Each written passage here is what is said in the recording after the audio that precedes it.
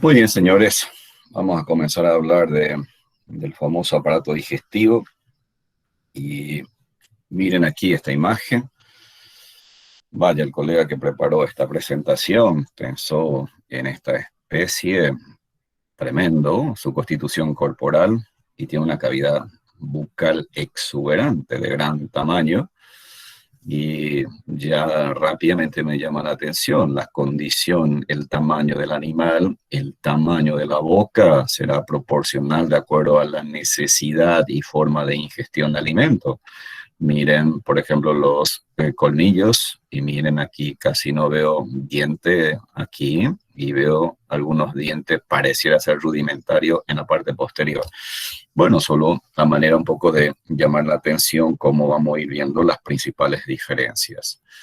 Cuando comenzamos a hablar de la organización del aparato digestivo, entonces, en primer término, cuando hablamos del aparato en sí, básicamente hay un conjunto de órganos que lógicamente tiene una organización muy particular. Por eso que desde el punto de vista de la anatomía, tenemos que saber cuáles son los componentes y cómo están organizados. A partir de allí, entonces comenzar un poco a pensar en la función que va cumpliendo cada segmento de los órganos que integra el aparato digestivo. Entonces, a partir de ahí, iniciamos, por ejemplo, mencionando la anatomía, que el aparato digestivo comienza con la boca, se continúa con la faringe, el esófago. El esófago en las aves tiene una dilatación llamado buche y el esófago en los rumiantes se continúa con los preestómagos y en los monogástricos se continúa directamente con el estómago. En los rumiantes, los preestómagos, se continúa con el abomaso y el abomaso y el estómago, entonces se continúa con el intestino delgado y el intestino delgado con el intestino grueso, que lógicamente finaliza con el recto y ano y tiene unas glándulas asociadas. La importancia de conocer esa organización secuencial es sumamente importante. Muchas veces cuando comenzamos a estudiar la anatomía pareciera ser complicado y a veces como que estudiamos muy así de memoria se nos puede complicar. Entonces es sumamente importante mencionar los órganos o los componentes de acuerdo a su distribución espacial, ¿ok? Porque cada órgano ocupa lógicamente una posición dentro de ese segmento tubular y lógicamente va cumpliendo funciones específicas en el proceso de la digestión.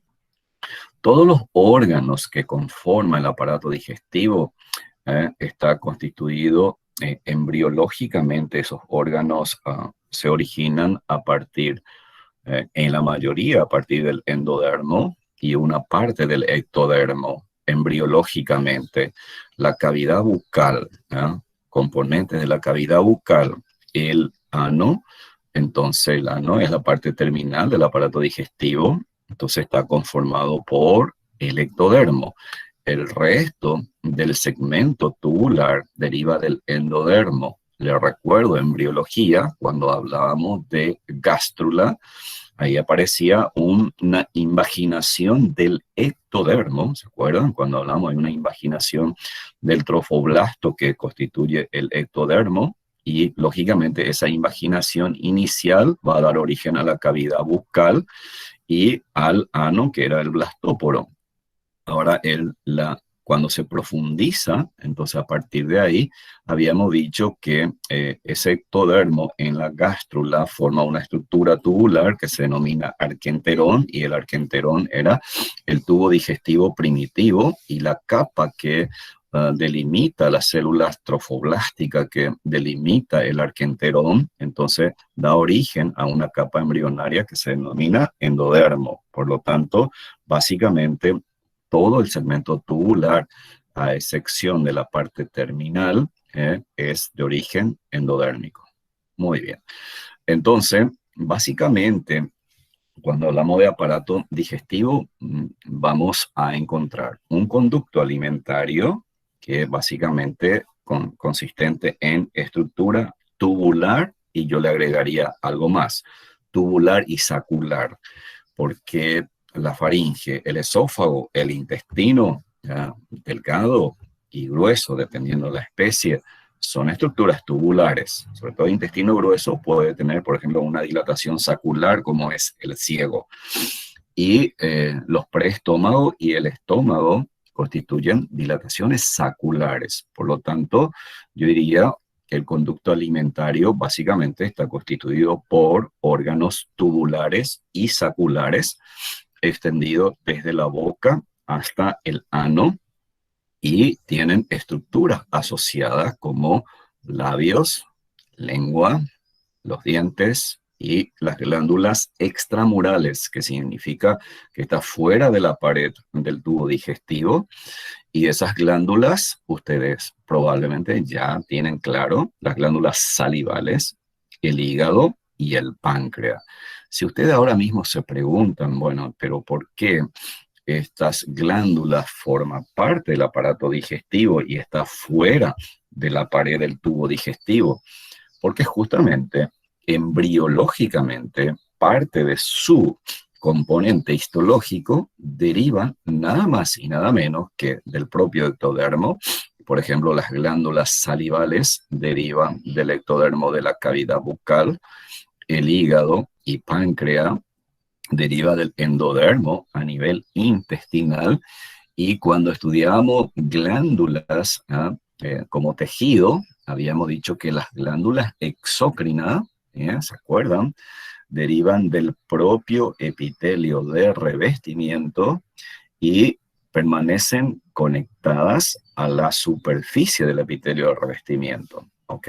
Entonces, por lo tanto, embriológicamente deriva de la misma estructura que da origen a la estructura tubular y permanece conectado, en este caso, a la cavidad bucal y al intestino delgado, en el caso del hígado y del páncreas. Muy bien. Básicamente, podemos dividir que todos los componentes del aparato digestivo básicamente está constituido por tubo digestivo y por glándulas anexas. El tubo digestivo, ya lo hemos mencionado, hace referencia a la estructura tubular.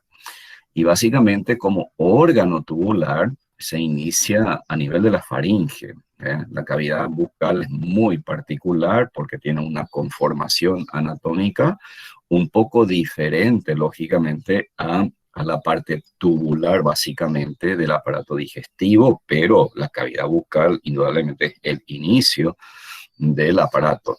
Entonces aquí nosotros tenemos a la faringe, vuelvo a reiterar, tenemos la faringe, luego tenemos al esófago, y dependiendo de la especie puedo tener variantes, puedo tener una dilatación que forma un buche esofágico en las aves, y en los rumiantes se continúa con los preestómagos, y en la especie monogástrica se continúa con el estómago. Luego tenemos al intestino delgado, que le estoy indicando aquí con el cursor. Esto es intestino delgado bastante largo, ¿sí? Y luego este intestino delgado se continúa con el intestino grueso, que en esta especie es muy corta. Lógicamente, en los herbívoros y en los rumiantes es mucho más largo el intestino grueso, y aquí hay una dilatación sacular muy rudimentaria en esta especie, que es el ciego. Sin embargo, el ciego en los equinos es sumamente importante, y en los rumiantes también es de un tamaño interesante, ¿no? Pero en los equinos, lógicamente, es sumamente importante el tamaño del ciego, porque ahí indudablemente en esta especie el ciego cumple una función sumamente importante que vamos a ir mencionando. Y luego tenemos al colon y tenemos finalmente el recto y el ano. ¿Ok?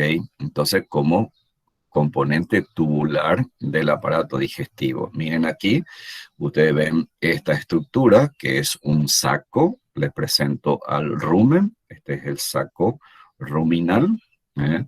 Y aquí ustedes ven una estructura que se llama, es probablemente que esto sea el omaso, y aquí está el abomaso.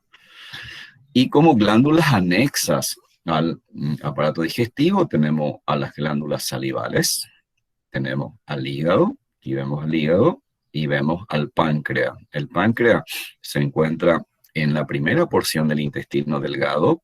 Cuando estudien anatomía, o si lo han estudiado ya, ustedes van a ver que el duodeno en un corto trayecto del estómago, lógicamente, cambia de dirección y forma una curvatura, y en esa curvatura se aloja el páncreas, y el páncreas clásicamente tiene una forma de B, pero luego vamos a hablar del páncreas.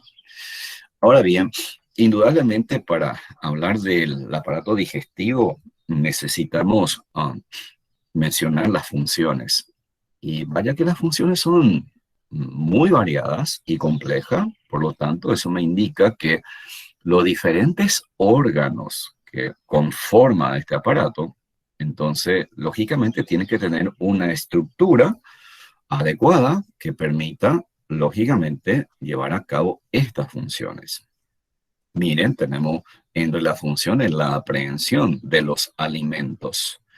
Y rápidamente, si ustedes traten de ser siempre observadores, ¿ok? Utilicen los ojos para ver un poco la diferencia por especie. Nosotros, si nos ponemos como ejemplo, lógicamente nuestro principal mecanismo de aprehensión del alimento son las manos, ¿ok?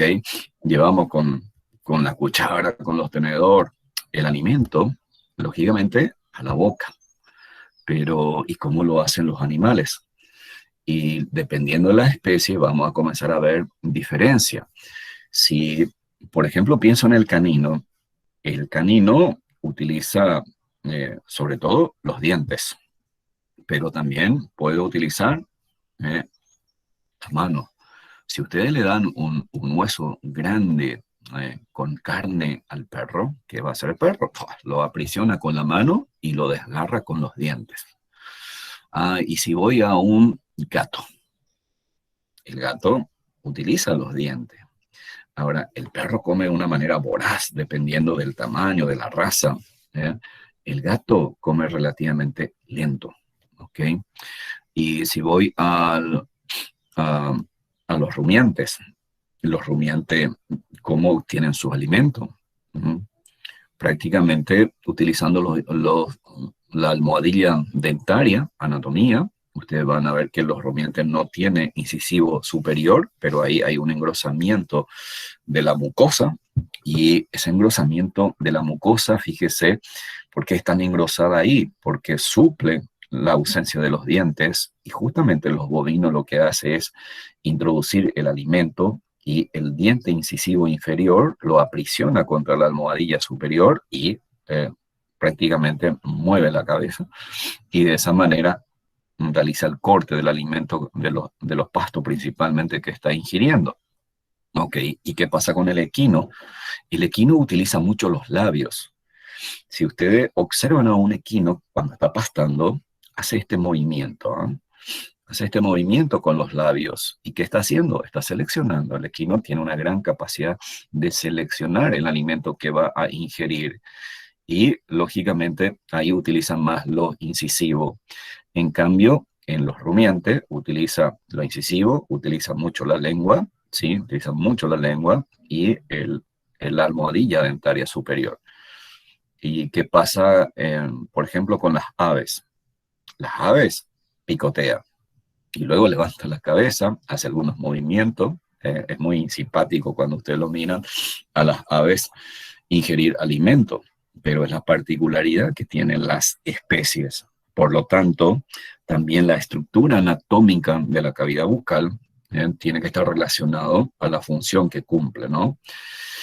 Una vez que el alimento esté en la boca, yo le pregunto a ustedes si ustedes necesitan pensar y enviar información al sistema nervioso para que procese la información y que envíe los estímulos a las fibras musculares vía potencial de acción a las fibras musculares del macetero.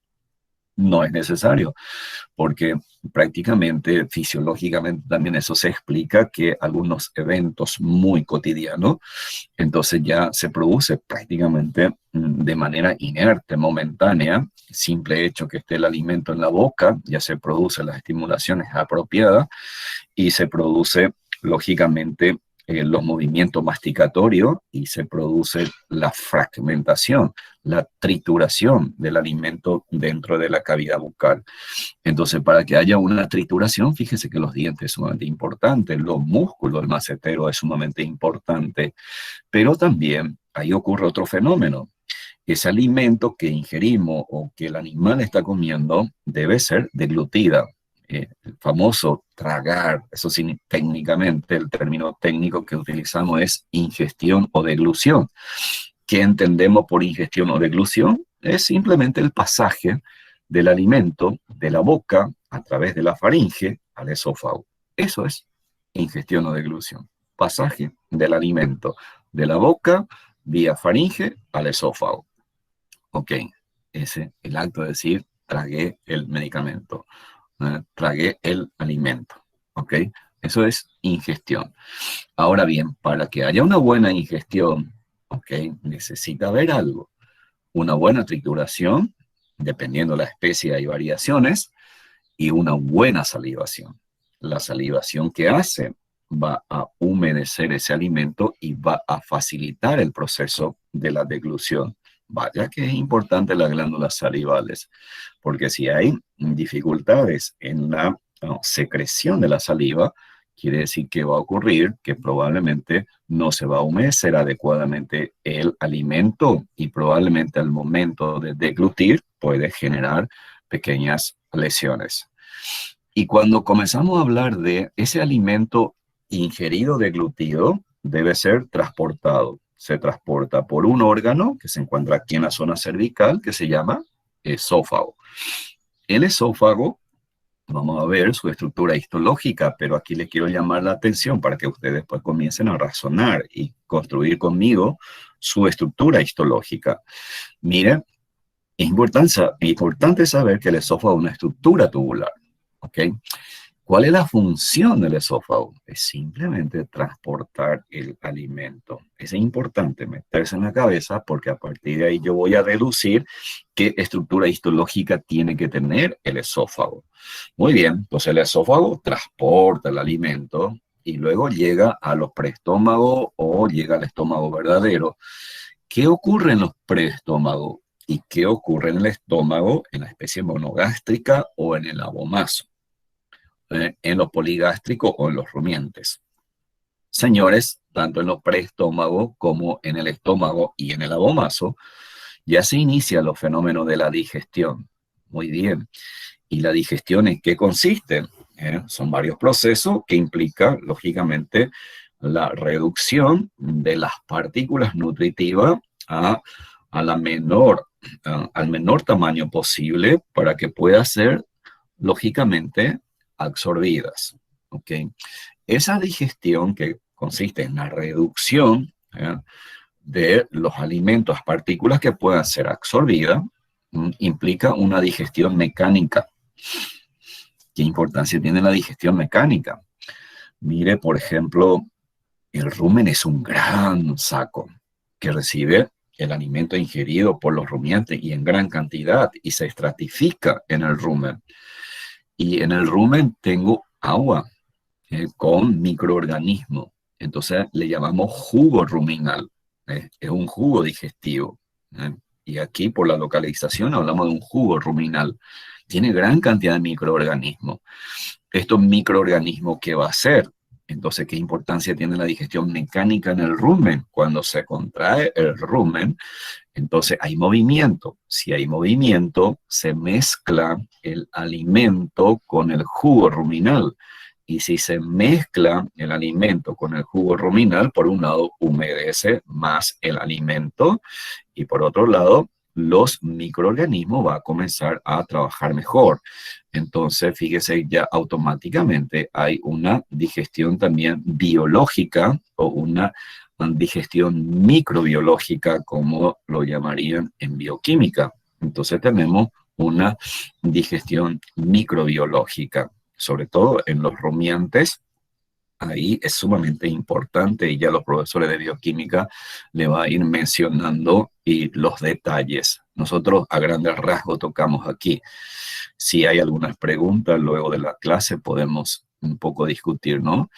Y también hay un mecanismo de digestión química, sobre todo aquí en el estómago verdadero y en el abomazo. Principalmente vamos a ver que existen unas glándulas y que esas glándulas tienen una célula, o dijese, ya estoy hablando de glándulas, y tienen células epiteliales que tienen lógicamente capacidad de elaborar determinados compuestos que van a ser liberados a la luz, ya sea del abomazo y del estómago, y que va a cumplir una digestión química, por ejemplo, ácido clorhídrico y las enzimas gástricas o las enzimas abomazales, como por ejemplo la lipasa gástrica, la pexina gástrica. Entonces son enzimas que lógicamente van a comenzar a digerir los sustratos nutritivos que llega al estómago y al abomazo. Muy bien. Ese alimento digerido debe seguir su tránsito normal y luego llega al intestino delgado. Aquí deberíamos de mencionar que la absorción también en los rumiantes a nivel del rumen ya se produce la absorción a través de las papilas ruminales, porque ahí se forma el producto final de la digestión microbiana, son los ácidos grasos volátiles. Esos ácidos grasos volátiles ya pueden ser absorbidos a nivel ruminal y los otros compuestos siguen lógicamente al retículo, al omazo y llega al abomazo, en donde sigue el proceso de la digestión, ¿ok? Y cuando llega a nivel del intestino delgado en toda la especie, entonces prosigue la digestión final y esa digestión es principalmente enzimática, en donde lógicamente el hígado cumple un rol importante dependiendo de la especie. Hay algunas pequeñas diferencias, pero ahí el hígado produce la bili y la bili tiene ácidos biliares que emulsifica la grasa, llega al duodeno y luego actúan las enzimas pancreáticas. En bioquímica van a analizar con detalle y esa enzima pancreática finaliza la digestión y finalmente tenemos ahí entonces la formación de glucosa, la formación de ácido graso, la formación de aminoácidos y esa sustancia debe ser absorbida principalmente a nivel intestinal. Pero en rumiante y así en los monogástricos, como en el caso del equino, la fermentación microbiana, sobre todo en el equino, ocurre principalmente en el ciego. Fíjese la diferencia que hay. Por eso el ciego en esta especie es sumamente importante, ¿no? Y en el intestino grueso comienza a haber una absorción de agua y de tal manera a que el contenido del alimento que transita por el tubo digestivo vaya cambiando de consistencia, ¿no? Hasta adquirir la consistencia normal de la materia fecal según por especie. Eso tenemos que saber también, señores, porque si yo veo una anomalía en la consistencia de la materia fecal, me está indicando que de repente hay algún trastorno que tengo que analizar, alguna patología que tengo que analizar. Por eso, señores, es muy importante que ustedes sepan que los bodinos, por lo general, la consistencia de la materia fecal tiene que ser pastosa, no tiene que ser dura, no tiene que ser seca, no tiene que ser consistente, debe ser pastosa, porque es la característica de la especie. Ok, si en un rumiante, fíjese, en esta época del año, que estamos con una crisis terrible, con la sequía, casi no hay agua, los alimentos secos, ustedes si recorren el campo, van a ver que la materia fecal prácticamente es como una torta, pero básicamente seca. ¿Qué te está indicando eso? Que hay falta de agua, que el animal no está ingiriendo cantidad de agua de manera adecuada según su necesidad.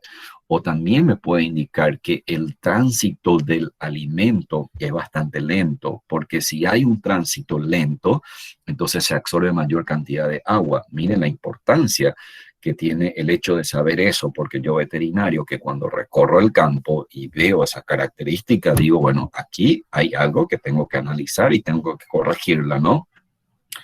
En el equino, la forma de la materia fecal es muy hermosa, ¿no? Porque parecen unos panecillos bien formaditos, ¿no? Y fíjese que um, yo me entusiasmo mucho cuando doy la clase.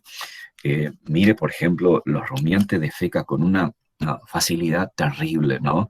Está parado, de repente ¡zac! Sale la materia fecal y sal de allí porque incluso te puede salpicar todo, ¿no? Por la consistencia de la materia fecal. En cambio, en el equino, si ustedes miran a un padrillo, una yegua, cuando va a defecar, increíble, primero hay unos movimientos anales de los esfínteres anales, hay una dilatación que se vuelve a cerrar, ¿no? Eso todo tiene una explicación, hasta que llega un momento dado que tiene una extrema dilatación y ahí salen los panecillos, ¿sí? Y comienza a liberarlo, ¿no? ¿Y por qué tiene esa forma? Por la característica anatómica que tiene el intestino grueso en esta especie. Y mire que la consistencia es una consistencia prácticamente firme, con poca cantidad de agua, a diferencia del rumiante. Entonces fíjese, si yo miro al equino, el equino tiene una gran capacidad de tomar agua. Cuando toma agua, no para de tomar, pero sin embargo su materia fecal es consistente. Entonces pensaría yo que probablemente el equino tiene una mayor eficiencia en la absorción de agua o el equino pierde mucha agua a través del sudor. Miren un poco cómo de repente vamos buscando explicaciones a la diferencia que hay por especie. Y bueno, vayamos a la ovejita, ¿no? Y las ovejas y las cabras, eh, la forma de la materia fecal es en forma de bolita, chiquitita, durita. ¿Por qué? Es particular, es particularidad de la especie. Y lógicamente, estos son de tamaño pequeño, no toman mucha agua de manera proporcional comparando con los equinos y con los bovinos. Tiene una gran capacidad de absorber agua, por lo tanto, mi interpretación ahí es diferente. O sea, yo no puedo pensar que ahí, por ejemplo, por la consistencia, que hay algo infeccioso en las ovejas. Tengo que tener esa precaución, ¿ok? Y bueno, quise llamarle la atención para que seamos detallistas a partir de ahora y comencemos a dimensionar qué está pasando, lógicamente, en la diferente especie. Y ustedes mismos, si cuando hacen sus necesidades, señores, miren la consistencia, miren el color que te está brindando alguna información. Muy bien, entonces todo lo que no se absorbe se elimina, entonces hablamos de excreción, pero señores, también aquí tenemos que hablar como función. Hay determinados órganos y glándulas, lógicamente, que realizan función de síntesis y secreción. Y aquí hablamos de enzimas, vamos a hablar de jugo digestivo, algunas vitaminas, sobre todo en rumiantes. Los rumiantes tienen la capacidad de sintetizar vitaminas. Los rumiantes tienen la capacidad de sintetizar proteína. También, lógicamente, función de desintoxicación y elaboración de metabolitos esenciales, sobre todo en rumiantes. Muy bien. Y ahora podemos iniciar realmente la clase desde el punto de vista de la estructura histológica de los diferentes órganos que conforman al aparato digestivo. Entonces aquí recuerden que tenemos una estructura tubular y tenemos las glándulas anexas. Cuando voy a describir una estructura tubular, señores, ustedes tienen que tener en cuenta esta organización básica. Un órgano tubular o sacular se caracteriza porque tiene una luz y tiene una pared. Y esa pared tiene una estructura básica para todos los órganos tubulares. Y a partir de allí tenemos que ver las diferencias. ¿Cuáles son? Entonces, la estructura que conforma la pared de ese órgano tubular o sacular siempre se describe de adentro para afuera, es decir, de la luz del órgano tubular para afuera. Entonces tenemos la primera capa que se llama túnica mucosa. Esta túnica mucosa, fíjese aquí, que tejido básico, tiene una lámina epitelial, tiene tejido epitelial, tiene una lámina porque eso quiere decir que aquí el epitelio es el epitelio de revestimiento. Entonces la túnica mucosa tiene un epitelio de revestimiento que vamos a ver si es simple, si es estratificado, si es escamoso, si es cúbico, etcétera, pero que reviste la túnica de la mucosa y se llama lámina epitelial de la mucosa. Esa lámina epitelial de la mucosa, fíjese, nosotros habíamos dicho que una característica del tejido epitelial es que carece de vasos sanguíneos y que tiene una membrana basal. Las células basales descansan sobre la membrana basal y por debajo de la membrana basal tiene que haber una estructura que sostenga a la lámina epitelial de la mucosa. Sorpresa, tejido conectivo. Tejido conectivo. Vaya, deberíamos ir preguntándonos ya aquí si este tejido conectivo, qué tipo va a ser, si va a ser un tejido conectivo laxo, si va a ser un tejido conectivo denso, o si va a ser una combinación de ambas. ¿Ya? Pero ahí tenemos lámina propia. Y por debajo de la lámina propia, fíjese, tenemos una lámina muscular mucosae, que son células musculares lisas, muy rudimentaria, que tiene una disposición circular de 3 a 5 capas como máximo. Y si uno se pregunta, bueno, pero ¿para qué aquí es importante tener lámina muscular o células musculares lisas? Porque se contraen. Y al contraerse, vamos a ver que en la lámina propia, señores, vamos a ver que dependiendo del órgano que estamos analizando, puede haber glándulas. Entonces, esta lámina muscular cuando se contrae, aparte de favorecer en algo la propulsión del alimento, también favorece y estimula la secreción de las glándulas que se encuentran en la lámina propia. Entonces ya encontramos aquí la importancia funcional de la presencia de estas células musculares lisas. En definitiva, la primera capa, que es la túnica mucosa, entonces tiene lámina epitelial de la mucosa, tiene lámina propia, que es un tejido conectivo que se encuentra por debajo de la lámina epitelial, y por debajo de la lámina propia tenemos la lámina muscular de la mucosa. Se llama musculari mucosae en latín, lámina muscular de la mucosa. Por debajo de la túnica mucosa tenemos la siguiente capa, que es la submucosa, ¿sí? ¿Y qué tejido será la submucosa? Es tejido conectivo. Es tejido conectivo. Luego vamos a ir viendo las particularidades de la submucosa. Y tenemos la siguiente capa, que es la tercera, la túnica muscular. Esa túnica muscular se divide básicamente, prácticamente, casi en todo el trayecto, a excepción de los preestómagos y a excepción del estómago y del abomaso, tenemos dos túnicas dispuestas en capas llamadas muscular interna y muscular externa. Aquí vamos a ver que las células musculares lisas que se encuentran a este nivel, vamos a ver que tiene una disposición circular.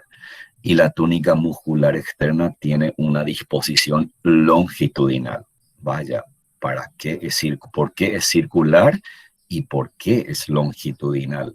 Voy a ir explicando eso en la medida que vayamos avanzando. Y hay variaciones porque a nivel del esófago, vamos a ver que dependiendo de la especie, puede ser que todo sea estriado, la túnica muscular, o puede ser que sea una combinación de estriado con liso.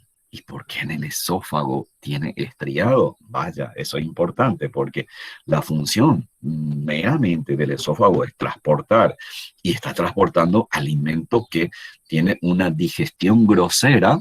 Mire, si la digestión es grosera, puede ser que las partículas sean relativamente grandes todavía. Imagínense ustedes jóvenes que me están escuchando, sobre todo los caballeros, cuando comienzan a comer asado, yo me pregunto, ¿cuántas veces mastican para deglutir un pedazo de carne? Y cuidado cuando el pedazo de carne que ya ha ingerido es dura.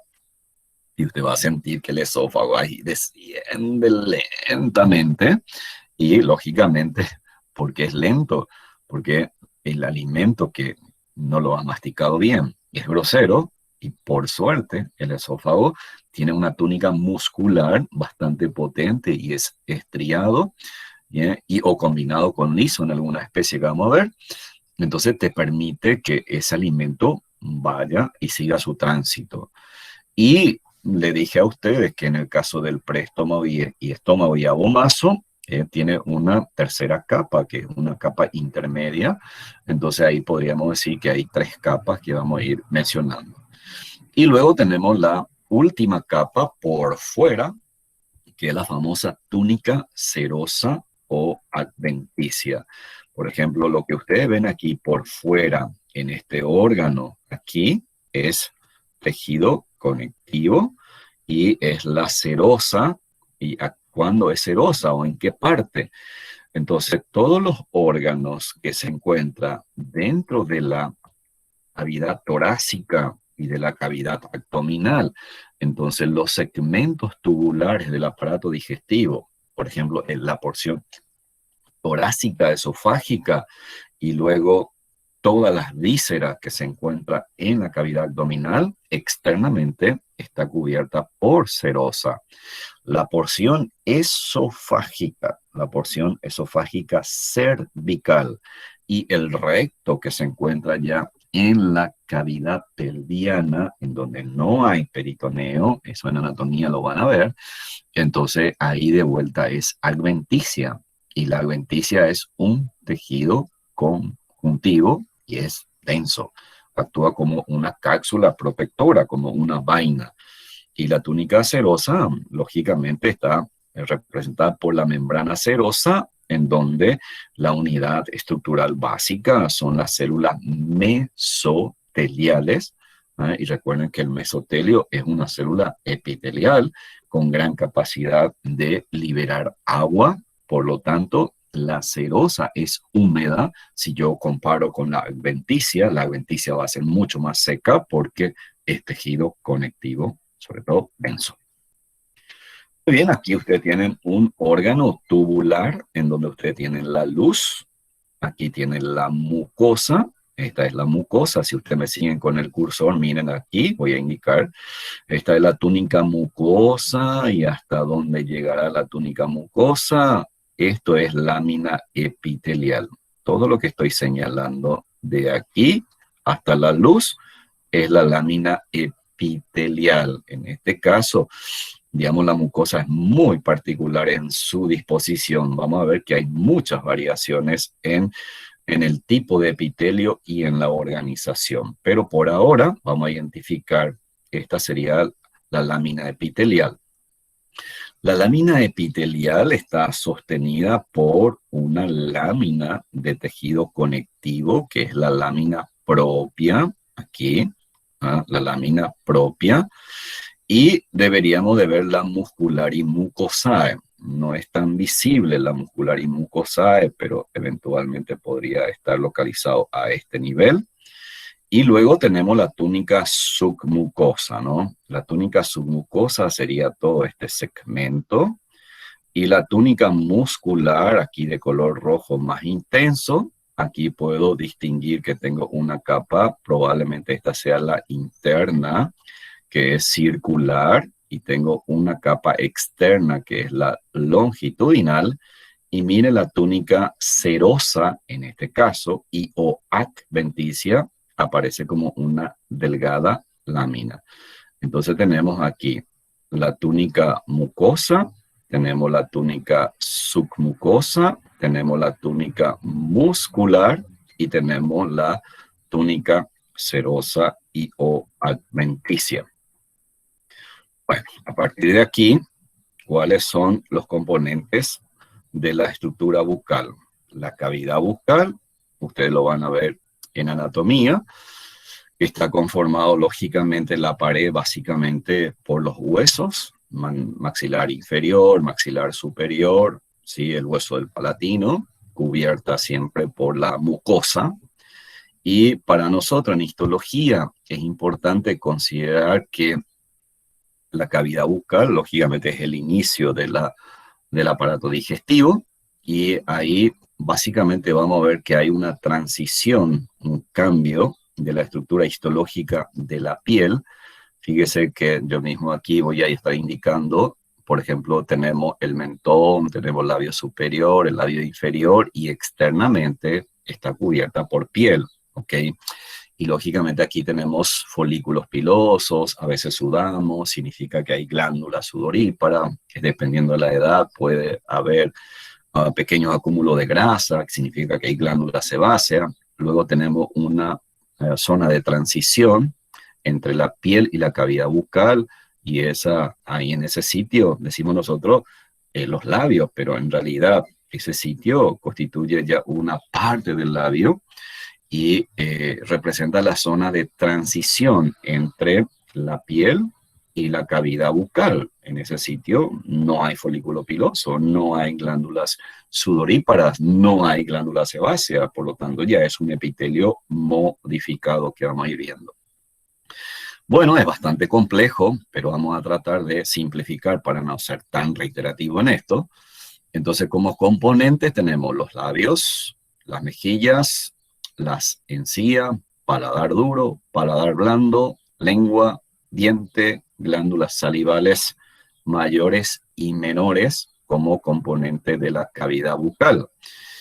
Si observamos rápidamente aquí en esta especie felina, veo aquí la lengua, veo aquí la mucosa. Esta mucosa es la mucosa del paladar duro. Miren las características anatómicas que tiene, como una especie de engrosamiento, como una especie de crestas, ¿sí?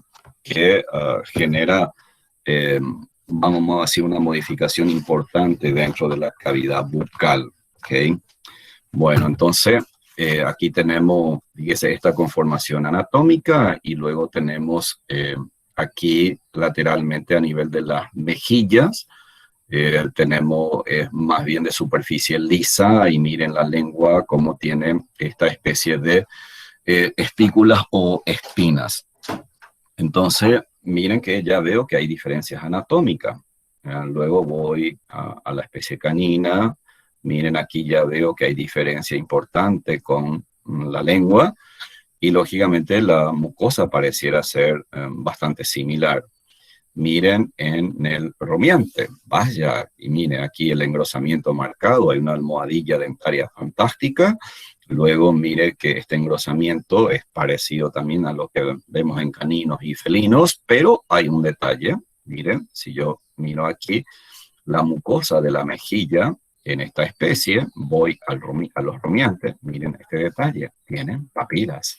¿Para qué servirán las papilas? Entonces esto ya es una modificación importante, porque los animales ingieren algo, los animales ingieren, lógicamente, qué tipo de alimento está comiendo. Entonces, ¿qué función cumple esta mejilla? Para evitar que los alimentos, lógicamente, caigan de la boca, y mire cómo esa papila está dirigido hacia la entrada de la faringe. Ok, mire la lengua también bastante prominente, y tiene una mucosa sumamente gruesa. Y eso es importante, híjole, porque esta mucosa, si yo voy de vuelta aquí, miren qué tan fino que es la lengua del gato, relativamente un poco más grueso en el canino. Entonces yo digo, pero el felino come así tan lentamente. Es como la dama que nos está escuchando aquí, que come lentamente, meticulosamente. Ese es el hábito del felino. Por lo tanto, probablemente no va a necesitar que esta mucosa sea demasiado gruesa. En cambio, el canino, usted le pone, sobre todo de raza grande, le ponen una comida y te come de una manera voraz, no mastica tan rápidamente. Sería como los caballeros o algunos que me están escuchando. Entonces, miren, como ya veo una pequeña modificación en la lengua, y vaya a los rumiantes, por en esta época pasto seco que está comiendo, que puede ser muy cortante. Sin embargo, no pasa absolutamente nada en la boca. La posibilidad que tengamos una herida cortante en los rumiantes en la boca es muy difícil porque el epitelio es excesivamente grueso, por lo tanto constituye un mecanismo de defensa sumamente importante. Ahora comencemos a hablar ya de la estructura histológica básica. Bien, señores, comencemos a razonar.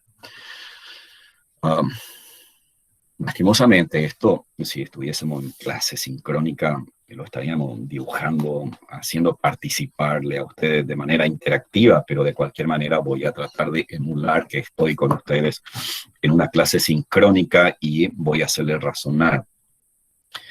A ver, ¿cómo voy a hacer? Voy a hacer de la siguiente manera. Vamos a simplemente detenernos a esta imagen. Y, a ver, supongamos que estos animales, sea la especie que fuere, una vez que tiene el alimento, ya en la cavidad bucal ocurre el fenómeno de la masticación con intensidad variable. Hay movimiento masticatorio. El alimento puede ser muy grosero. Lógicamente, hoy en día en los caninos se usan mucho los balanceados, pero fíjese en los rumiantes, en los omnívoros, la base del alimento generalmente son las gramíneas, los pastos, y lo lleva ahí en la cavidad bucal y comienza la masticación. Si esos alimentos fuesen muy groseros, muy duros, cortante, ¿ok? Tengo el riesgo que ese animal se corte la mucosa en la cavidad bucal. ¿O qué pasaría si al canino y al felino le doy alimento un poco caliente? La posibilidad es que se produzca una quemadura. O yo me pongo como ejemplo, tengo el hábito de tomar mate y me gusta mate caliente. ¿Ok? Fíjese que yo tomo el mate y no siento una temperatura excesiva sobre la mucosa lingual. ¿Y qué pasa si accidentalmente se me derrama un chorro de agua caliente sobre mi piel? ¿Qué me pasaría? Ahí voy a sentir y me quemaría. ¿Por qué no me quemo en la cavidad bucal? ¿Qué tiene que ver aquí? La histología, el tipo de epitelio es diferente. Entonces, señores, con eso les quiero decir que en toda la especie, el epitelio de la cavidad bucal, para generalizar y hacerlo simple, el epitelio de la cavidad bucal es un epitelio, y si a ver si ustedes piensan de la siguiente manera. Si el alimento es grosero, si el alimento puede ser caliente y puede generar lesiones, la pregunta del millón es, ¿qué tipo de epitelio voy a tener? ¿Será que voy a tener un epitelio simple? ¿O será que voy a tener un epitelio estratificado? ¿O será un epitelio pseudoestratificado? ¿O será un epitelio de transición? Y después comienzo a barajar las posibilidades. ¿Será cúbico simple, cúbico estratificado? ¿O será escamoso estratificado? ¿Será escamoso estratificado queratinizado? Y señores, la respuesta es, considerando el ejemplo dado, nosotros necesitamos que esta cavidad bucal tenga un epitelio protector, un epitelio de revestimiento y por lo tanto un epitelio bastante protector que actúe como una barrera. Entonces, en conclusión, el epitelio va a ser un epitelio estratificado, punto número 1. ¿Qué forma va a tener? Escamoso. Entonces tengo un epitelio escamoso, estratificado. Y dependiendo de la especie, puede tener una queratinización variable, dependiendo de la especie, y puede haber, en este caso, en los rumiantes, la formación de papilas a nivel de la mucosa de la mejilla. Pero sin temor a equivocarme, toda la estructura de la boca va a tener un epitelio escamoso estratificado de queratinización variable. Ok, ¿qué tengo por debajo de la túnica mucosa? Dijimos tejido conectivo, lámina propia. Sí, tenemos lámina propia. Esa lámina propia, esa lámina propia, eh, ¿cuál es su función? Los genes de tejido conectivo, ¿qué va a tener? Células, sustancia fundamental, y fibras, componente básico del tejido conectivo. Pero aquí, por el engrosamiento que veo, lógicamente ya puedo deducir que en la lámina propia el tejido predominante va a ser un tejido conectivo denso en este sitio, porque a través de las fibras colágena, básicamente adhiere la mucosa con la estructura ósea. Miren, con los dientes, con el paladar, con el palatino, con los huesos maxilares. ¿Ok? Entonces tenemos tejido conectivo. Gran parte hay una combinación entre denso y laxo, y sobre todo donde existan glándulas. ¿Ok? Donde hay glándula alrededor, tenemos tejido conectivo laxo. Y en el sitio donde hay adherencia sobre el tejido óseo, el tejido conectivo es básicamente denso. Entonces hay pequeñas variaciones. Muy bien. Entonces, en el caso de los rumiantes, entonces ya hemos mencionado la presencia de las papilas a nivel de la mejilla y sobre la lengua, en forma general, vamos a encontrar también papilas linguales.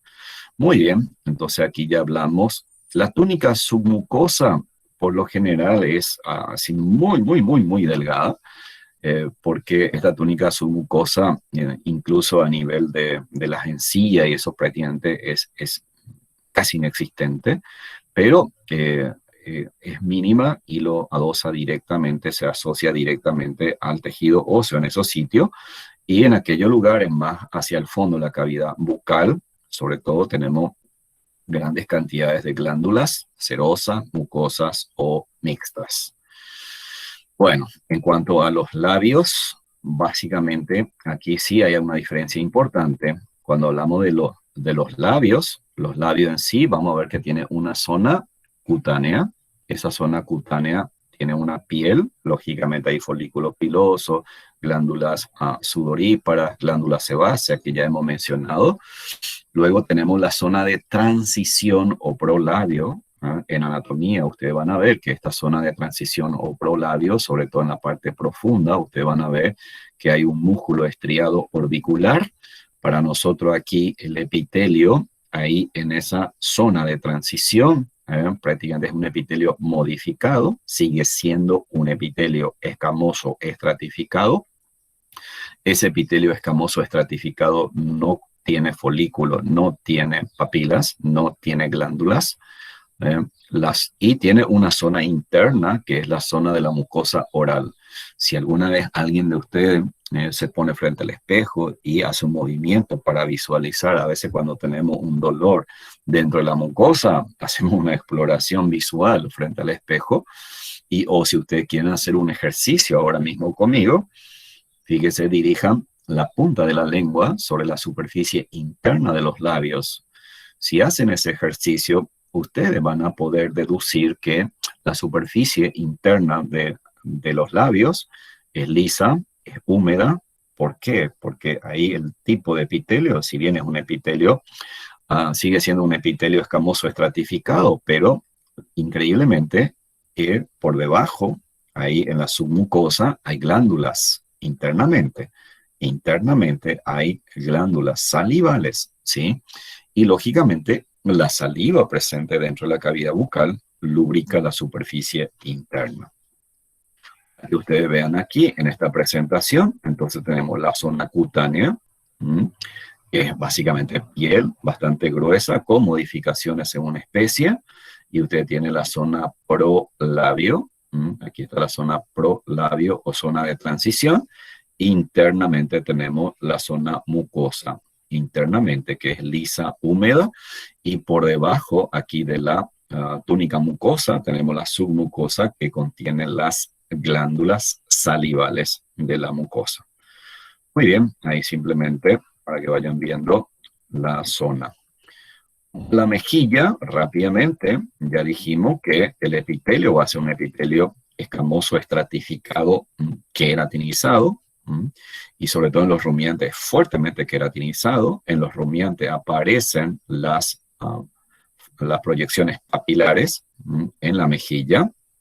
Y en la lámina propia, fíjese aquí, tenemos abundancia de tejido conectivo laxo porque es bastante grueso en este sitio, ¿sí? Y también puede existir algunas pequeñas y aisladas glándulas. Tenemos túnica submucosa, tejido conectivo laxo, y tienen glándulas también salivales distribuidas en la submucosa. Ok, no, para mí básicamente no es importante que ustedes memoricen qué tipo de glándula es aquí. Simplemente conozcamos que existen glándulas salivales, porque vamos a complicarnos demasiado en decir si es serosa o es mucosa, y para mí no es muy objetivo que digamos, pero sí es importante saber el tipo de epitelio y sepan ustedes que hay glándulas salivales en la mucosa. ¿Qué ocurre con las encías? La encía, fíjese, sigue siendo epitelio queratinizado, ¿verdad? Y aquí ya tenemos lo que yo le decía a ustedes, que en la lámina propia hay variaciones entre tejido conectivo laxo y denso, ¿no? Sobre todo aquí predomina el tejido conectivo denso con gran cantidad de fibras colágenas. Prácticamente en este sitio no hablo de su mucosa, porque las fibras colágenas básicamente lo adhieren directamente al periósteo. Y vaya, fíjese aquí la importancia de que las encías, la mucosa de las encías, tenga un epitelio escamoso, estratificado, queratinizado. Por lo tanto, también es un epitelio bastante grueso y tiene muchas fibras colágenas, porque eso básicamente lo pone de relación con el periósteo del hueso maxilar superior e inferior. ¿Qué ocurre con el paladar duro? Vaya, el paladar duro sí que es interesante, porque casi en toda la especie ustedes van a ver que hay un marcado engrosamiento en este lugar. ¿Y por qué en este lugar? Porque lógicamente ahí hay un contacto directo del alimento con la superficie, y eso obliga básicamente al organismo a tener un epitelio bastante grueso, incluso con formaciones transversales, que son una especie de crestas pronunciadas y en número variable según la especie. Pero en histología a nosotros nos interesa que ustedes sepan que aquí, señores, el epitelio es estratificado y fuertemente queratinizado. Sigue siendo un epitelio escamoso. Y fíjese aquí, de vuelta, la lámina propia, tenemos tejido conectivo, dependiendo de la especie. Hay una relación muy variable entre tejido conectivo laxo y denso, pero aquí tenemos abundancia de tejido conectivo y tenemos ya su mucosa, porque en este nivel es mucho más grueso la mucosa en sí, y esa submucosa también de vuelta tiene, señores, glándulas salivales. Vamos al paladar blando. El paladar blando viene a ser la parte posterior de la cavidad bucal. Fíjese aquí, básicamente termina la cresta y, ojo, el detalle, la superficie es muy lisa, es más delgada que el paladar duro, pero miren del detalle, el epitelio sigue siendo escamoso estratificado, pero ojo, ya no está queratinizado. Por eso que de repente cuando ingieren comida caliente, ¿eh? Aquí no sienten nada, aquí no sienten nada y aquí sienten algo, ¿ok? ¿Por qué? Porque el tipo de epitelio es diferente, no está queratinizado, y la queratina, recuerden que es una proteína muy estable que actúa como una barrera protectora importante. En la lámina propia tenemos, lógicamente, tejido conectivo laxo. Aquí sí es muy importante el tejido conectivo laxo. ¿Por qué? Porque habíamos dicho que el tejido conectivo laxo, si predomina, entonces va a facilitar en cierta manera la dilatación. Y miren, cuando ustedes van a ingerir comida, cuando van a deglutir la comida, lógicamente aquí debe haber como una cierta capacidad de expansión y de dilatación dentro de los límites que le permita la estructura anatómica, de tal manera que el alimento pueda pasar a través de la faringe.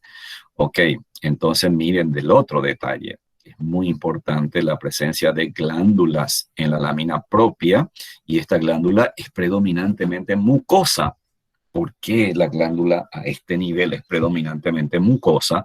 Porque el músculo que hace es lubricar la superficie. Miren la lógica, yo voy a deglutir alimento, entonces necesito que esa superficie esté bien lubricada, y ahí principalmente en las glándulas eh, salival es de tipo mucoso, ¿no? Significa que esas células epiteliales glandulares tienen gran capacidad de producir mucina, y habíamos dicho que la mucina tiene la capacidad de incorporar moléculas de agua, ¿ah? Y entonces adquiere una consistencia filante, gelatinosa, que lubrica la superficie. Y señores, a este nivel vamos a encontrar nódulos linfáticos que se encuentran sobre todo en la lámina propia del paladar blando, ¿ok? Y los nódulos linfáticos son mecanismos de defensa. Muy bien, me olvidé de mencionarle a ustedes que cuando hablamos de paladar blando tengo dos superficies, una superficie que es oral, la que acabo de describir, y tiene una superficie superior que se llama superficie nasal. Es decir, que a este nivel hay una continuación directa con la cavidad nasal. Vaya, ¿cómo puede ser eso? Le voy a dar un ejemplo. Yo sé que ninguno de ustedes lo habrá experimentado, o si lo han experimentado, bueno, me van a dar la razón.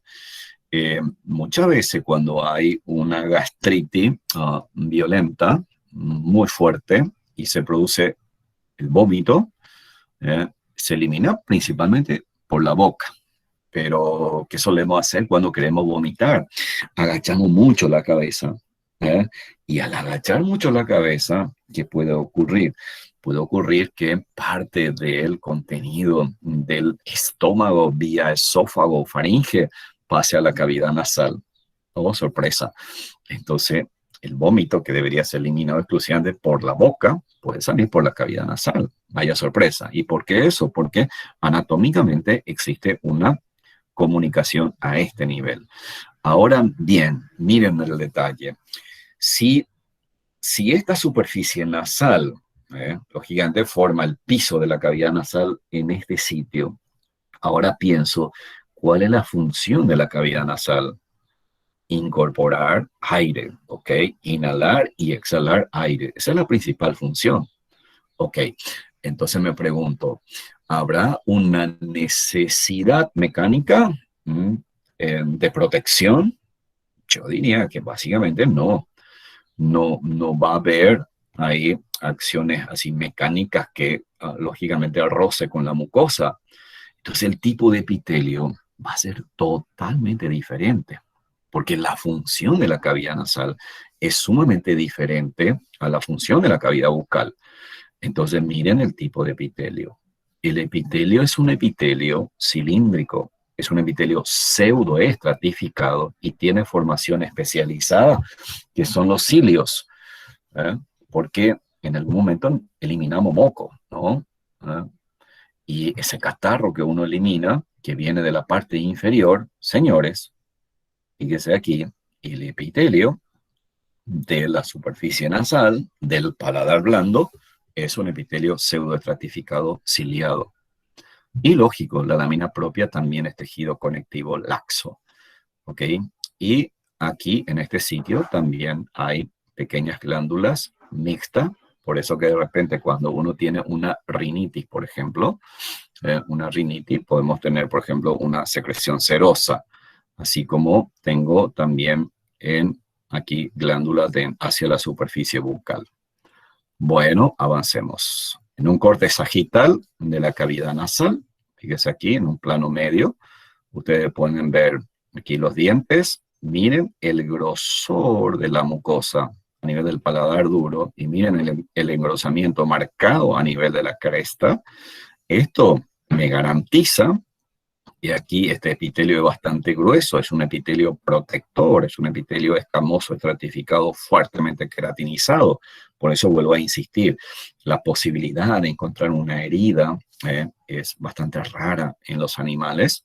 Y miren aquí, vamos a ir al paladar blando. Aquí tengo el paladar blando. Miren, increíble cómo ustedes pueden ver cómo el grosor del epitelio comienza a disminuir. Lógicamente la masticación ya ocurre a este nivel, y en teoría ya el alimento, fíjese, fragmentado, triturado, humedecido, entonces no debería de generar muchas dificultades aquí a este nivel. Y miren cómo el paladar blando, si bien sigue teniendo un epitelio escamoso estratificado, dijimos no queratinizado, sigue siendo el mismo epitelio, pero el grosor disminuye.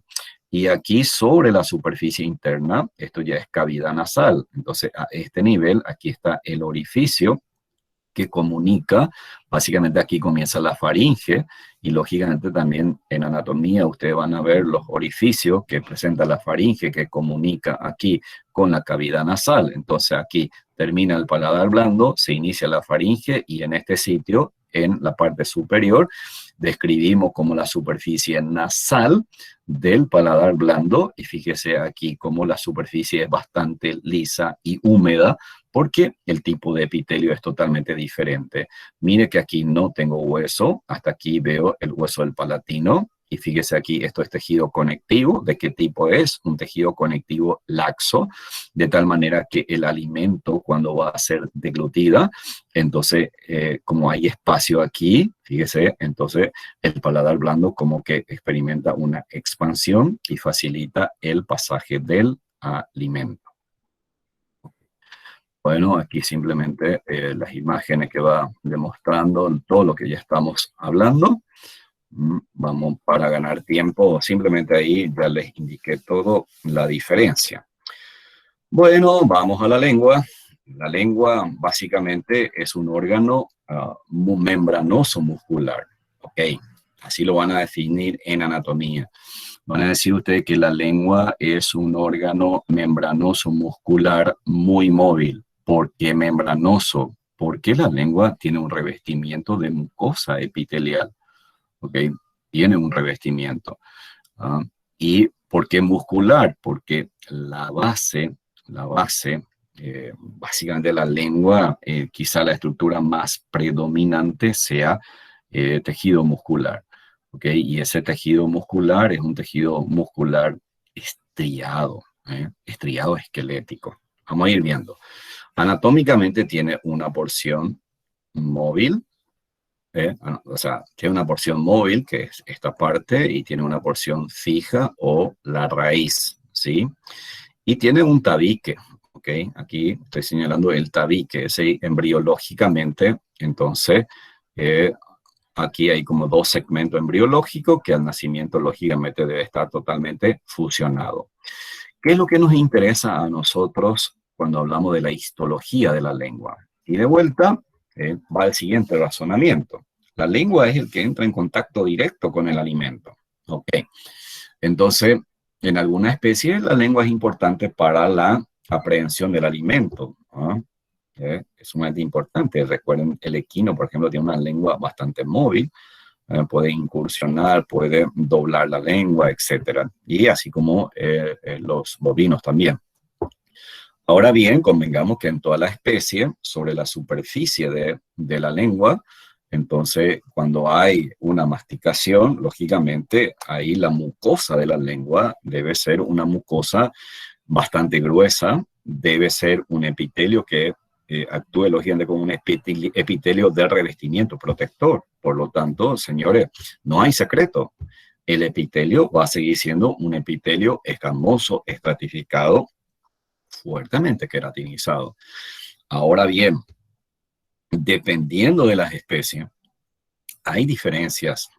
Sobre todo, miren que la lengua también es importante para la percepción del gusto. En alguna especie, los dientes tienen una gran capacidad de percibir sensaciones gustativas, como en el caso, lógicamente, de los humanos, de los caninos y de los felinos, y lógicamente en las demás especies va disminuyendo esa capacidad de percepción gustativa. Ahora bien, entonces, si yo hablo de percepción gustativa, eso significa que la lengua debe tener una estructura especializada, diferente al resto del epitelio de la cavidad bucal que acabamos de ver. Entonces ahí hablamos de las famosas papilas linguales. Y esas papilas linguales son formaciones especializadas, ¿no? Entonces fíjese aquí en la presentación, tenemos el epitelio de plano estratificado, queratinizado, ya mencionamos. Lógicamente la lámina propia tiene tejido conjuntivo, sobre todo hay una combinación de laxo y denso, ¿sí? Y aquí sobre la mucosa, en la túnica mucosa, tenemos formaciones especializadas que se llaman papilas linguales. ¿A qué le llamo papila? A ver, entendamos, ¿a qué le llamo papila?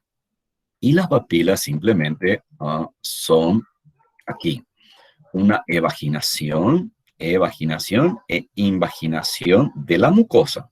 Hay una evaginación e invaginación de la mucosa. Aquí veo estas papilas linguales. Entonces, esta evaginación e invaginación tiene una parte central de sostén que es tejido conectivo. Entonces, por definición, las papilas linguales constituyen evaginaciones de la membrana de la mucosa y en el centro tiene tejido conectivo y lógicamente revestido por epitelio plano estratificado. Esa definición yo lo puedo ver en esta imagen. Miren, entonces es una evaginación que está cubierta por epitelio escamoso estratificado propio de la lengua y está sostenida por la lámina propia. Esa es una papila lingual. Ahora, estas papilas lo podemos clasificar según su forma, según su tamaño, según su distribución, según su número y función. Indudablemente, la que más se utiliza es basado en la función y en la forma. Función y forma. ¿Por qué? Porque nos interesa saber si las papilas, desde el punto de vista funcional, son gustativas o son mecánicas. Entonces, miren aquí. ¿Cuáles son esas papilas? Hay una papila que se llama filiforme. Fíjese, aquí hay una planta probablemente de rosa que tiene unas espinas dirigida, tiene una dirección incurvada. Y miren aquí al felino y los rumiantes que tienen gran cantidad, sobre todo en el felino es muy prominente. Si ustedes tienen un gato en la casa, al llegar o al terminar esta clase, vaya junto a su gatito, abran la boca y miren las papilas y ahí van a decir, esto es papila filiforme, esto hoy desarrollamos y ustedes van a ver que esas formaciones especializadas de la lengua es como una espina y se dirige hacia atrás. ¿Por qué se dirige hacia atrás? Porque los dientes cumplen una función importante, vamos a mencionar en breve.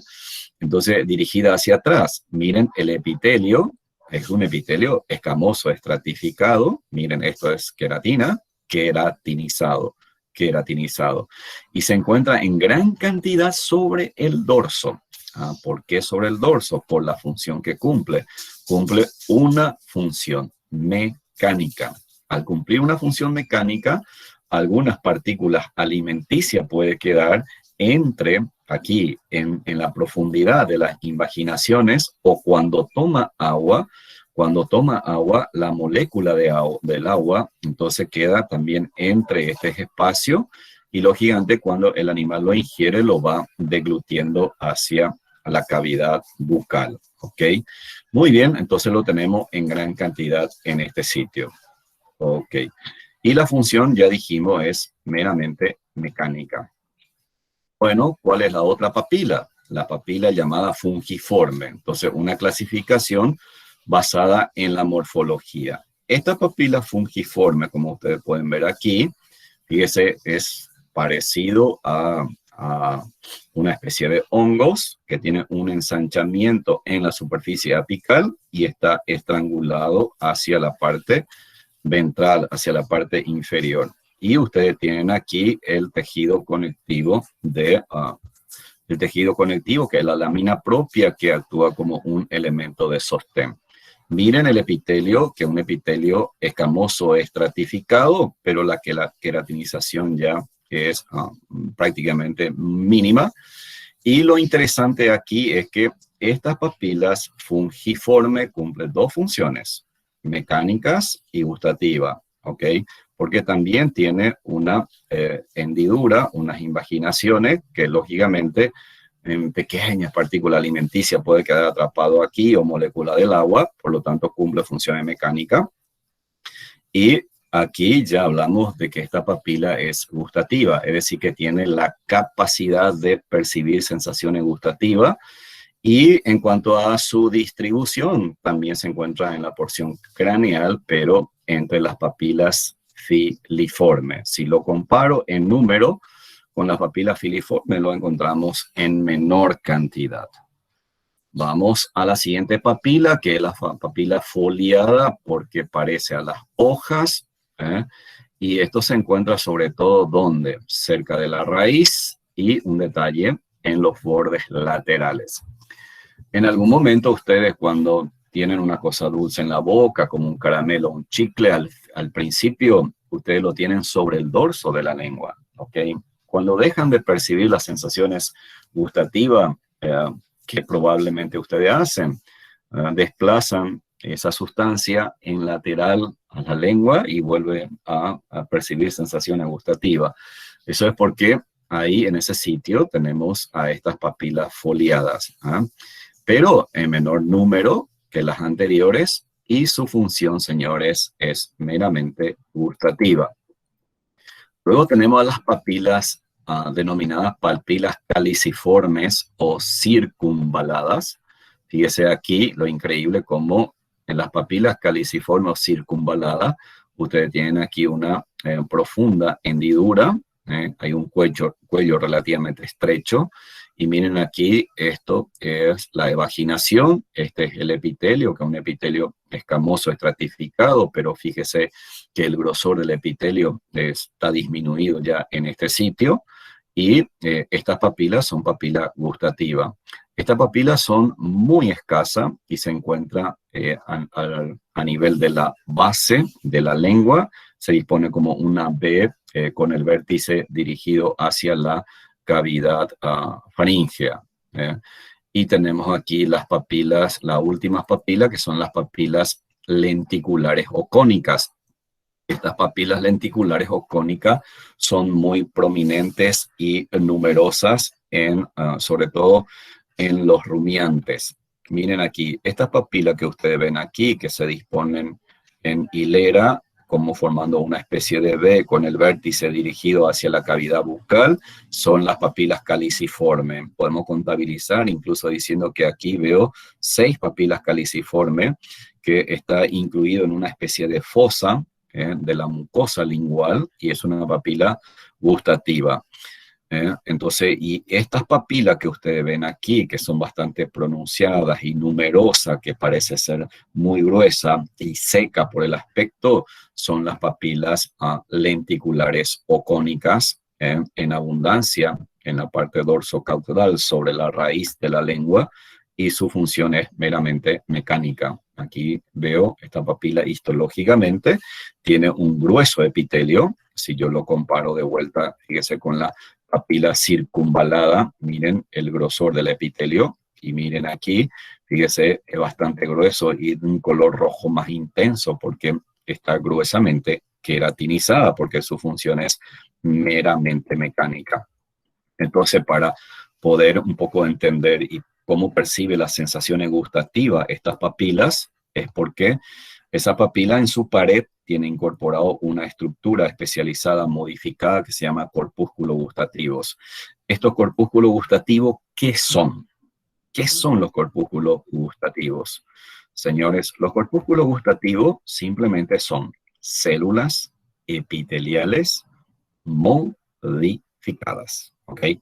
Células epiteliales modificadas que recibe la terminal de una fibra nerviosa, y estas células epiteliales modificadas tiene una superficie apical que se dirige hacia la superficie de la lengua, y aquí hay un pequeño poro, y a través de este poro, lógicamente, la sustancia presente en el alimento son percibidas por estas microvellosidades de la superficie apical, y estas microvellosidades entonces perciben los estímulos porque una célula epitelial modificada produce la traducción y la transmisión de ese estímulo a través de la terminal nerviosa al sistema nervioso para que vos digas, qué rico es, qué sabor agradable tiene, qué amargo es, qué dulce es. Entonces, a través, fíjese, de estas microvellosidades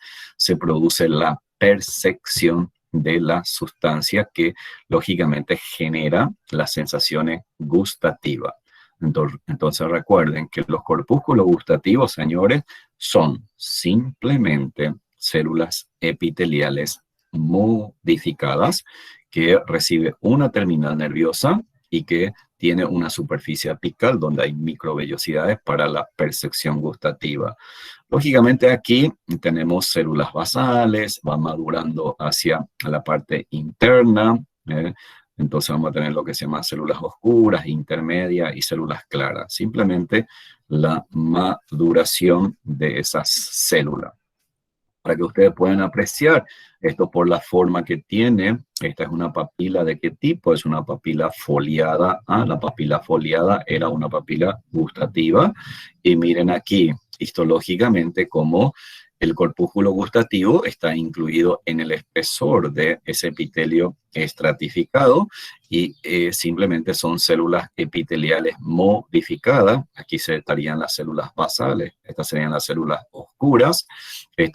Luego tenemos las células intermedias y tenemos las células que están en el centro, que son las células más claras. Simplemente me indica el grado de maduración y diferenciación de esta célula. Pero miren aquí, puedo ver una pequeña como poro o una hendidura en donde, fíjese las microvellosidades, cómo se dirige hacia esta superficie de tal manera que entre en contacto con la sustancia que percibe esa sensación gustativa. Muy bien, y para ir terminando la cavidad bucal, tenemos la lengua. La lengua tenemos entonces la túnica, ya hablamos toda la túnica mucosa, ahora la submucosa. Señores, es prominente, tiene un tejido conjuntivo bastante condensado con aponeurosis, que sí que tiene bastantes fibras colágenas y que se mezclan con los músculos linguales. Ok. Glándulas tenemos en gran cantidad en la lengua. Fíjese, glándulas salivales tenemos en gran cantidad, que pueden ser mixtas, o sea, serosa, mucosa. Y aquí tengo que mencionar a la famosa semiluna de von Eckner, que se encuentran como glándulas túbulo-alveolares mixtas.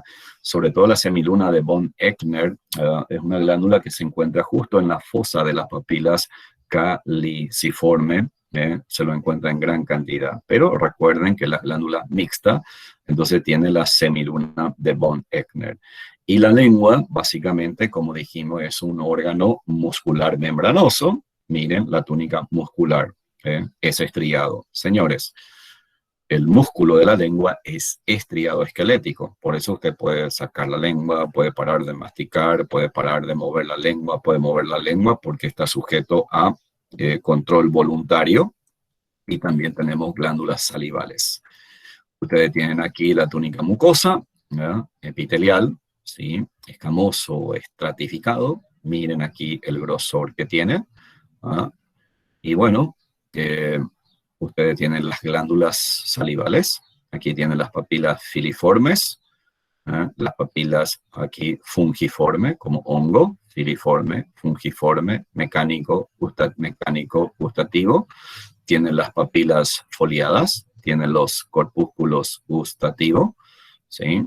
Y bueno, diente vamos a desarrollar en otra clase. Y para terminar la clase de hoy, me gustaría hacer un breve comentario sobre las glándulas salivales. No hay mucho que decir sobre las glándulas salivales. En anatomía ustedes van a describir las glándulas salivales y aquí tenemos que mencionar que en los caninos tenemos lógicamente la clásica, la glándula parótida, submaxilar, sublingual, y hay una especial en este sitio que se llama glándula cigomática, propio del canino. En los felinos tenemos las tradicionales y tenemos la molar, que está en la parte posterior. Y lógicamente en el resto de las especies tenemos la que normalmente conocemos, la parótida, la submaxilar y sublingual. Pero un detalle interesante, dentro de la cavidad bucal acabamos de ver que tenemos glándulas salivales en los labios, en las mejillas, en la lengua, en el paladar blando. Bárbaro. Quiere decir que en toda la estructura mencionada hasta ahora, señores, hay glándulas salivales incluidas o en la lámina propia o en la submucosa, y estas glándulas salivales cumplen un rol importante para la secreción de la saliva, para humedecer la superficie de la cavidad bucal y, de hecho, lógicamente, para facilitar la ingestión o deglución. Ustedes tienen aquí la glándula parotídea, tiene aquí el conducto, como se dirige el conducto y desemboca dentro de la cavidad bucal. Aquí tenemos una glándula submaxilar. Y histológicamente, ok, esto es básicamente, si yo sé tejido epitelial glandular, entonces recuerden, una glándula tiene una cápsula, no rápidamente nada más tiene una cápsula, tiene tabique, los tabiques divide a la glándula en lóbulos, luego los tabiques da a los tabiques interlobulillares, que divide a los lóbulos en lobulillos, y luego delgada lámina se introduce en el interior de cada lobulillo y se llaman glándulas, o sea, tabiques, láminas intralobulillares. Y todo lo que ustedes ven aquí de color medio azulada, que ustedes ven aquí, son los adenómeros. Y aquí ustedes ven los conductos de diámetro cada vez mayor, ¿ya? Entonces, fíjense, no vamos a describir la composición, la estructura histológica de una glándula, porque en teoría ya lo sabemos, pero le rememoro rápidamente. Pero lo interesante es que, fíjese, si yo miro el color, todos los adenómeros, que es la unidad funcional de una glándula, se tiñe fuertemente de color azulada, basofílica. Entonces, ¿qué me está indicando? Que es serosa. El producto de la secreción de la glándula serosa, ¿qué contiene? Además de agua, tiene enzima. ¿Ya? Eso significa que aquí hay gran cantidad de ribosoma, ácido ribonucleico, retículo endoplásmico rugoso, y eso determina la coloración azulada. Si yo miro aquí esta estructura, si me centro aquí, es muy diferente a esta estructura que veo aquí, entonces veo mucho más pálido la luz. Fíjese los núcleos desplazados hacia la base. Esta glándula, estos adenómeros son mucosos, es un acino mucoso. Entonces, ¿qué producto sintetiza? La mucina. Entonces, es una glándula. Si solamente veo esta estructura, es una glándula mucosa. En este caso, yo veo esta estructura, que son los adenómeros mucosos, y veo esta estructura, que son los adenómeros serosos. Entonces, señores, tenemos una glándula mixta. Esto es una glándula mixta. Este produce gran cantidad de agua y enzima, y este produce gran cantidad de mucus, de mucina. Bueno, el desafío ha sido muy interesante en el día de hoy porque justamente, si bien la cavidad bucal es relativamente pequeña, tiene mucha estructura, y bueno, como una introducción al aparato digestivo, luego a partir de faringe y esófago ya es mucho más fácil la descripción histológica porque básicamente son muy parecidos, y lo que vamos a ver son las principales diferencias. Bueno, vamos a dejar la clase hasta aquí. Entonces ya en la próxima clase vamos a analizar los órganos tubulares. Si hay alguna pregunta, estoy a disposición de ustedes.